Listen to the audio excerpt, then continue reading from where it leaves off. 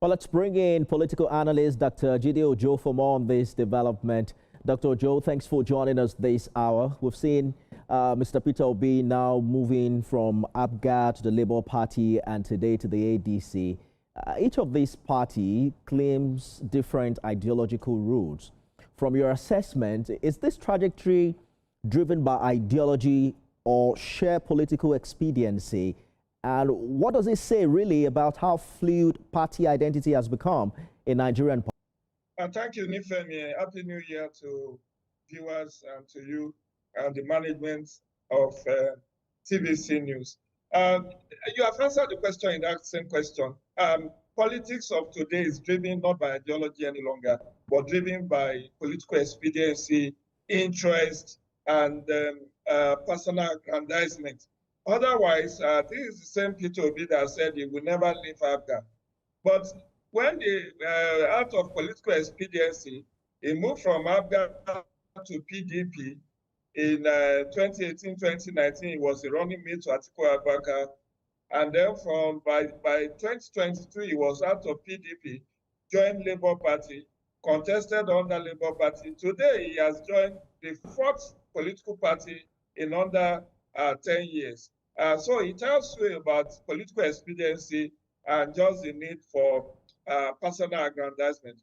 And that's why a lot of scholars, political scholars have said, political ideology is virtually non-existent in Nigeria because you only find people who stay true to their political culture or political ideology as we have it in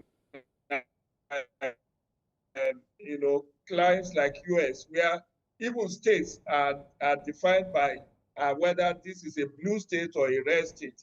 We know the states that are that we usually will vote Republican. We know states that would vote Democratic Party. But in Nigeria today, particularly in 2025, all of this has become diffused, and it's no longer politics of ideology, but politics of political expediencies. Perhaps it's safe to say that Nigerians have gotten so used with the frequency with which politicians move across party that it may have nothing, to impact negatively on Peter Obi's credibility and principle, which he has sold as a campaign strategy since 2022.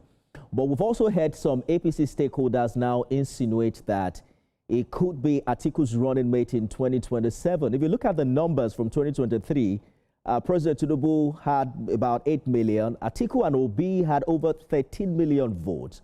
It looks like the opposition clearly has strength if united.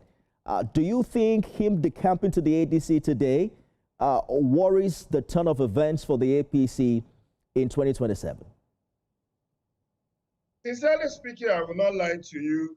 The event in Enugu today, which I monitored on a TV channel, portends that if this kind of defections into the main opposition party continues in the first half of 2026, then we will have two dominant parties going into 2027 election.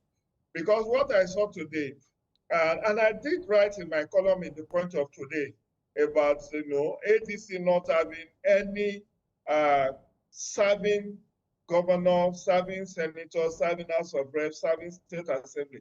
But today, at least I can see about 4 or 5 senators joining ADC today, about 18 House of Reps members, as well as people, lower cadre of legislators. So Peter Obi has been able to rebrand and really give impetus to the main opposition party, which was unveiled in July 2nd, 2025. Today, it has become, at least in the Southeast today, you know that the main opposition party in the Southeast of today, outside of course, the main opposition party is actually the ADC, no longer Labour Party, no longer ABGA. It's not because even Abaribe, who happens to be elected under ABGA, has defected to APC. Nwoye, who was elected under Labour Party, has defected to ADC. Even the former Victor Umeh, the former national chairman of ABGA, has also defected to APC. So today, as of today, they have serving members, senators, House of Reps, State House of Assembly members in the Southeast.